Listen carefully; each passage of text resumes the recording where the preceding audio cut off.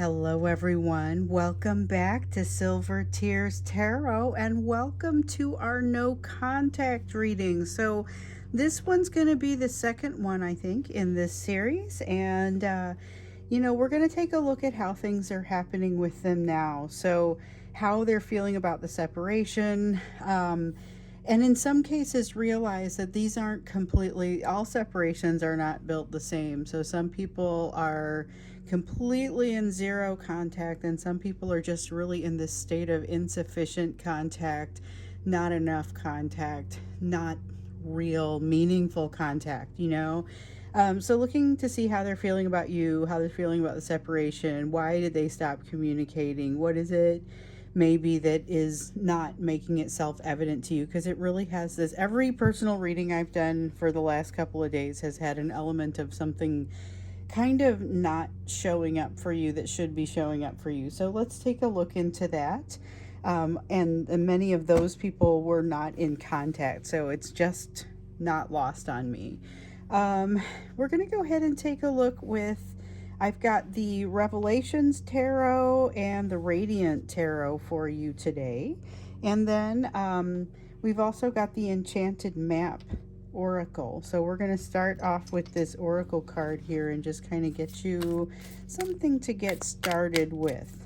Give you a little bit of a starting point for the messages in this reading. And a lot of times this Oracle card is kind of a grounding point. It's something for you. Okay, so we have the card of solitude and the sense of there being something in it that is valuable for you, even if you're not specifically looking for it. So you may not be looking for quiet from this person, but there is going to be something valuable that you can do with this time, even if it's in no way how you would prefer to be spending that time. So just be watching for it, be looking for it.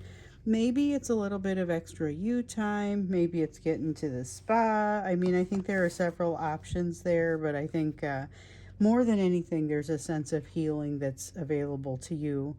I think this is definitely something that's also coming out in a lot of the other readings. And honestly, as we have separated these readings into something slightly different and we have kind of these channels of information, I see a lot of the same messages kind of reverberating across the different readings. So like I said, we want to look at how they're feeling about you and about the separation. That's where we start here. Sense of the Ace of Pentacles. With the Ace of Pentacles, what I'm kind of immediately seeing is that what I was going to say, it's a sense of new beginnings, thinking things through, fantasizing about a new beginning. So this is interesting because it's got a heavy fantasy vibe, but it's an earth card. So pentacles often are earthy, not really thinking so much about, it's not often the ether, this is heavy air influence on this Pentacles energy. So this may be, I've been feeling a lot of heavy air influence over the last couple of days anyway, and just kind of around this time, which it makes sense. I mean, we're hanging out in Gemini right now. We're going to be moving into Cancer in the next few days, and you can kind of feel that emotion rolling, but it's not quite here yet. The Gemini energy is still quite strong. So I think one of the things that we're going to do as we get into this weekend, or I think that still during the course of this weekend, I want us to look into that Cancer energy that's coming in for us, because it's kind of already starting to permeate. And so you can feel that detail-y sort of Gemini energy out there, along with that deep emotion that's coming in with that Cancer energy. So we'll do that reading in the next couple of days. But one of the things that I'm really seeing here is kind of the mix of that. And so there's a sense of wanting new beginnings, but there's also, it's like they want it. They want to see you. They want this. There's an Eight of Wands. It is almost like it's very hard for them to ignore. And with the Moon, there's something specifically that they want to tell you about, or brag about, or get into with you, tell you something great. there's something very positive here. So we have the Magician in the reverse. There's they feel like their hands are tied. There's something here they're not allowed to talk about, but there's a very important change that has occurred within them. So here's the thing. Last time I remember there was something in our last no contact reading, there was an energy toward you that was very loving. Remembering the good times, feeling like they have made some progress, but not enough to say they've traveled the full distance. They've made enough progress to be able to almost articulate what it is at this point, though. So they're not in control, but I feel like that's not necessarily the end for them. Part of the progress that they're making is in the area of handling the fact that they're not always in control. So I don't feel like they've crossed that bridge, but I do feel like that was always something that I kind of always thought, well, if they could just kind of get out of the need to control things, that might be the start that they really need to get on the right path. With the Six of Cups here, there is a rejection of, like, they're cutting out. It's like when the doctor goes in to cut out something that's malignant and they cut out a big margin around it. They get rid of a whole bunch of additional tissue. This is the idea of cutting out a huge margin around something that's happening in their life in order to make an adjustment or to avoid something. They're avoiding it by a big amount. However, it's not necessarily the right thing for them to do. There's a need for them to be paying at least some attention to it. So I feel like they're overcompensating as they try to avoid something. This could be the thing that's keeping them quiet. That's interesting. I'm curious to understand why they got quiet, because that's something that it's not going to be the same for everybody, and some of that I feel like that's almost going to get us to the doorstep of what they're not telling you, or what's not evident, what you're not seeing.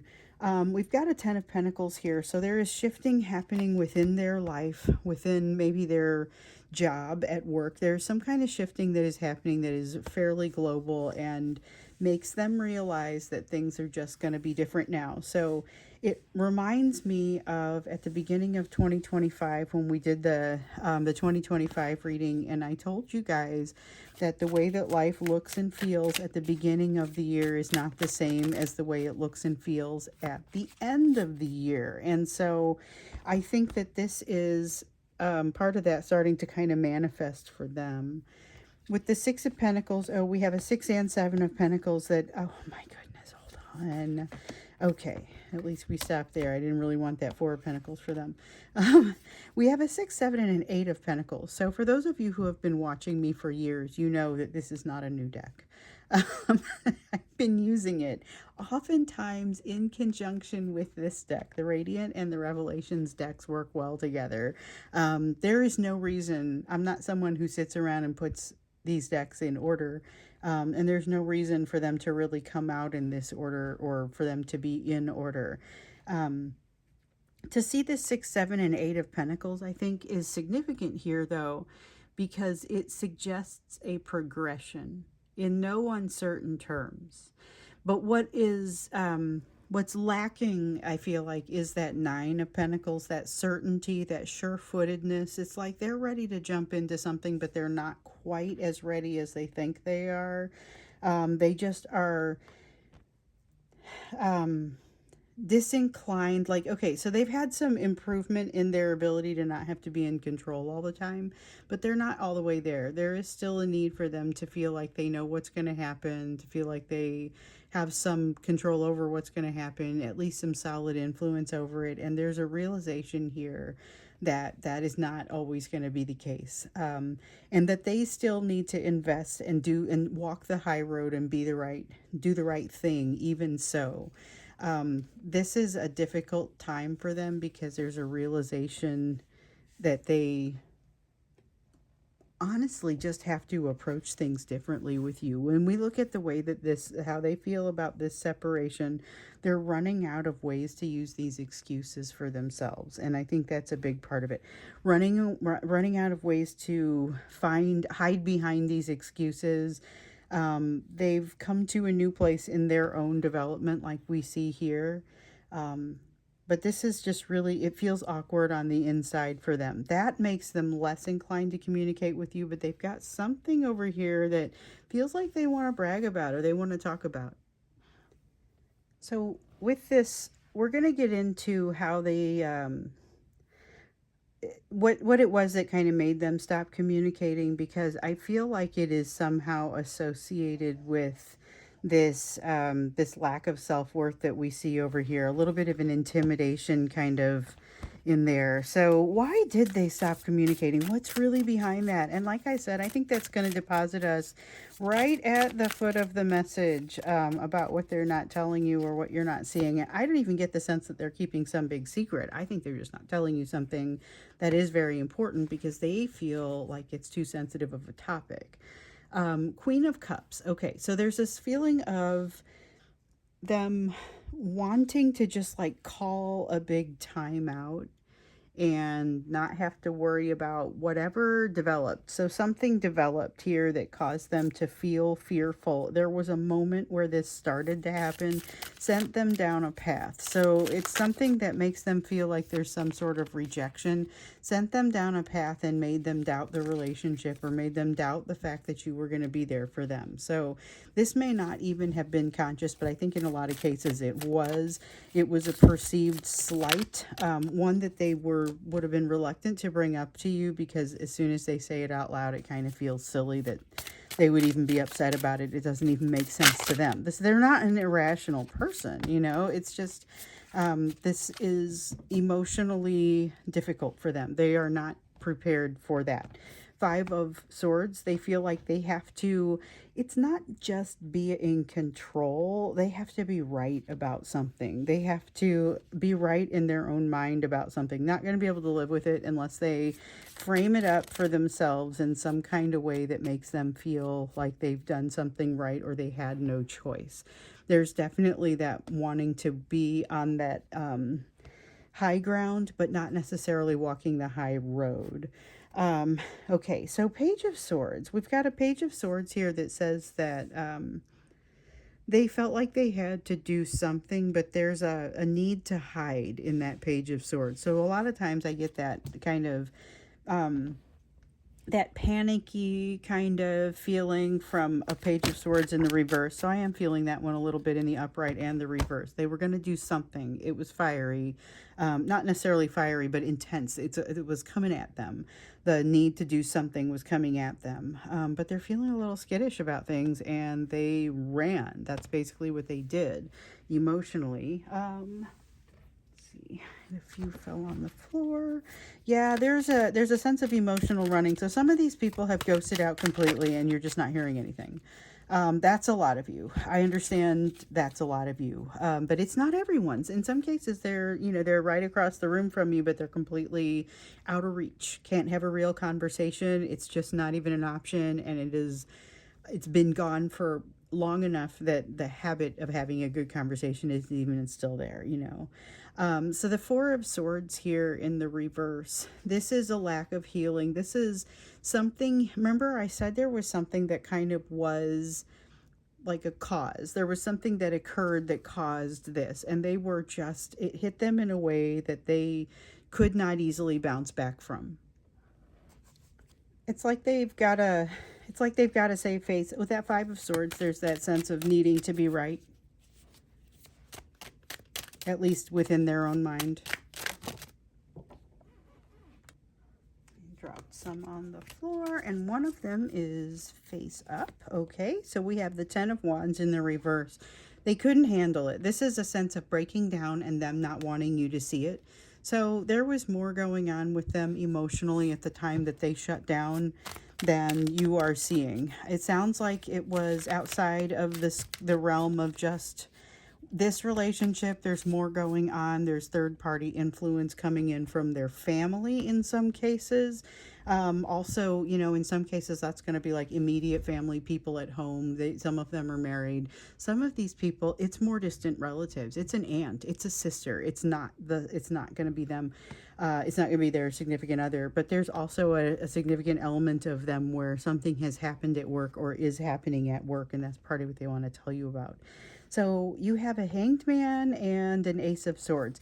Hanged Man is honestly that exact feeling I thought that we would have. This is depositing us at the foot of the mountain of really, what are they not telling you? What is it that you're not seeing? What is hidden from here? This is about something being hidden. It is about something being unattainable or information that they can't quite get to, but they're not working real hard. Like they've got a passageway. It's like there's a room and there's a door they could easily walk through to get some of this information, but they are so disinclined to do that, that you're really just kind of not seeing them work as hard as they can to get to the truth. There's a lot of a desire to deny so that they can continue feeling right about something. It's destroying their fantasy. And that was kind of, they knew this was coming. Something was coming apart. Okay, so something occurred that hit them in a way we know they couldn't really bounce back from. And they were embarrassed. I mean, they were embarrassed to say something about it because they know it's not legitimate, but they got to be right. They got to save face. They can't come back. But there's, I mean, not on that. There's no way that they'd be able to come back and feel legitimate without an apology, but they're not ready to issue that apology properly. However, they're getting to a place where they're realizing there's not really any other way. And so I feel like there's a lot of you that are likely to hear some sort of apology, but that's the thing that makes me kind of wonder. What is the rest of this story? Because there's something that you're not seeing, which is part of what's keeping them quiet. So we get why they got quiet, but I want to understand why they have remained quiet, because in some cases we're talking about years. And I get that that's not true with everyone, but why are they still quiet? And what would it take for them to break that silence or come closer so that you could have a real and meaningful conversation? Because right now there's an awful lot of denial going on. But it still feels like breaking down and not wanting to let you see it. It's still control. It still comes down to wanting to make sure that they control the narrative. They're not ready to let go of that.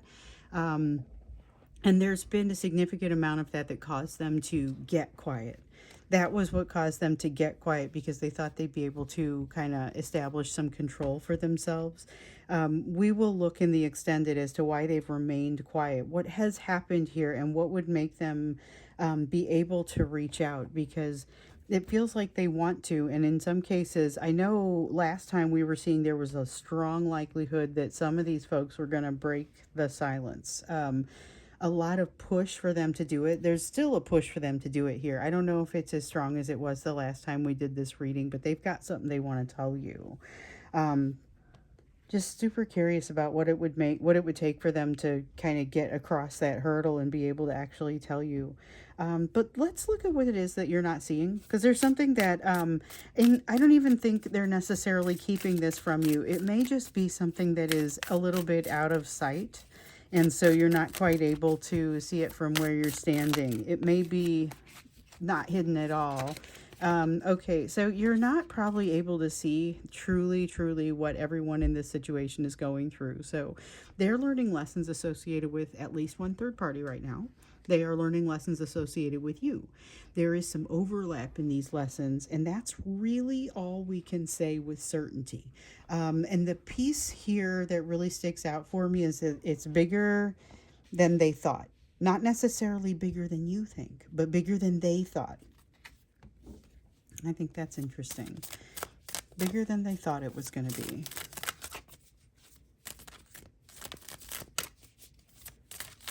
So they're a little surprised by the scope of what they're dealing with, I think. I think they thought they had things under control a little more than they do. Yeah, okay. There's been a significant breakdown in communication between them and several others, and you are not able to see the full scope of it. So what you're seeing is what's happening between the two of you. You may have some hints and ideas about what's happening with other people, but I think that it is quite, it's important that there are some things that are not clear. There are definitely some things that are going on with these third parties that are not making things super clear. We got to do a third party reading soon. I know there's got to be one coming up very soon anyway. I know we're going to do one around Cancer season, and I think we need to talk about the summer solstice too, because that energy is right on top of us. Can't ignore that. And we'll talk about that as we're talking about Cancer season, probably even in the same reading. And then explore them against those June themes, because that's kind of the reason that we have them. Maybe even start to see what's coming out and what we might think about for July. For this, though, I feel like we do need to get into a third party, understand something about what's happening with that third party before too long. So maybe that's the very next reading that we do after that. Because they have remained quiet. And partially it's like there's a significant this is the discomfort. This is kind of where I'm headed. There's a significant discomfort, but they've already created enough damage to kind of themselves and their situation that you would not recognize their situation if you were to get close to it at this time. At least you would not recognize it compared to the way that it was when the two of you more or less stopped communicating. Let me see here. Yeah, here's another one.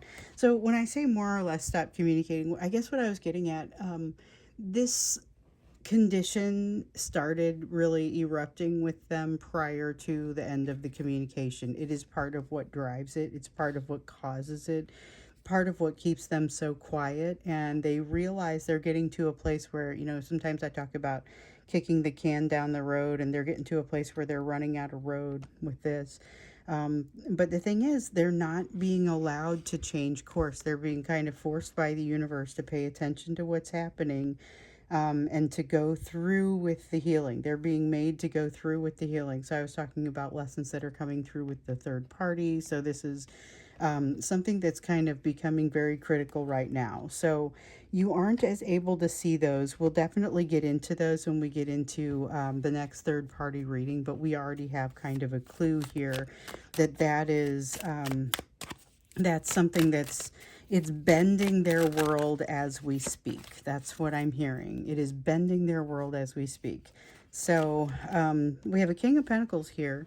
They aren't sure that, they don't, one of the reasons that they had gotten quiet is because they aren't quite sure how you're going to tolerate, what, it reminds me a little bit of what we saw in last week's reading, or the last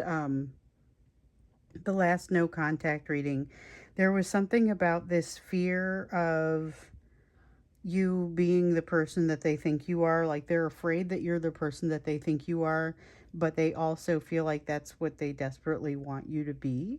That's part of what makes them feel like they're not quite worthy. And the way that they're behaving, it's not worthy of your attention and your adoration. Not to say they aren't worthy, but their behavior is not worthy of, it has not been worthy of you giving all of your time, So we have the Fool in the reverse. Not only do they feel not quite worthy, they feel like they've made some fairly significant mistakes and they don't want to show their face.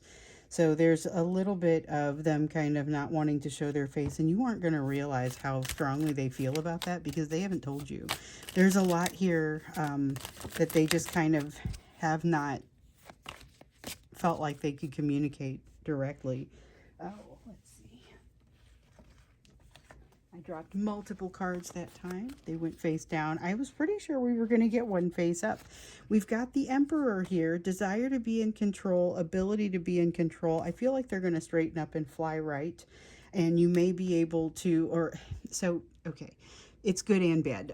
It feels like they're making some progress, and it feels like some of that is going to kind of snap into place for them, which will be wonderful, but it might be a little bit confusing unless they are also able to give you a proper apology and explain in their own words what has occurred here, because it's a lot of their own fear of how they're going to be perceived.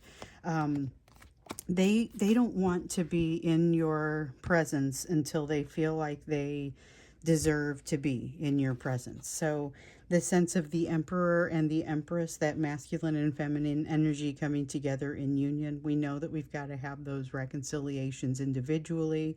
We know that we've got to have the reconciliation between the two of you before this sort of union is possible. They aren't feeling ready for it because they aren't feeling worthy of that yet. That's a big piece of kind of what's happening, but you aren't going to be able to see the full extent of it. So that's a lot of what's kind of showing up there, is them saying they're not ready for what they're facing, and they're not ready for to they don't feel ready for the apology conversation. Yet they want to tell you about something else. It feels like they're excited and they want to help, they want to talk to you about it. But on the other hand, it kind of feels like a one-sided conversation. So if they do reach out, you're likely to hear something that is really just kind of one-sided and doesn't really even ask you how you're doing, or asks and then doesn't listen to the answer, that sort of energy. So that's good to know, because that was one of the questions that I was kind of hoping might show up in the extended as well. In the extended, though, we're going to get into why they have remained quiet and what it would take for them to reach out, kind of what it would take for them to cross that bridge. I often talk about it being in terms of crossing a bridge. What would it take for them to cross the bridge and get to a place where they could reach out and have a meaningful conversation with you? So not this conversation, but a meaningful one. That is what we will do when we get over to the extended. So that link is going to be down below. And just a quick reminder, if you are any tier of member, all of the members have availability to, or are able to see the members readings that we do once a week. That if you have questions, you can submit them. If you have questions for like the whole group, or you could have individual questions, I'll do like these types of card pulls for the questions that are for the whole group, and then I'll grab a card or two for each individual who submits a question. So you should, whether you are seeing this early or on time, you should still have plenty of time to submit a question or join if you're not already a member. The link down there will give you the details on that as well. So plenty of links down there. One of them is my email if it's confusing and you have questions. But also realize a few days ago I did a reading that kind of talks about what's happening on the channel and what are the different ways that you can engage. So if there is any confusion, feel free to take a look at that. It's not a super long video, but at least kind of gives you some idea. So anyway, I'm going to wrap this up, and I'm going to go do the extended. We're going to take a look at why they have remained quiet and what it would take for them to reach out. So not just to reach out like this energy, but to reach out in a meaningful way. So we'll take a look at that. So thanks for being here, and I will see you over in the extended.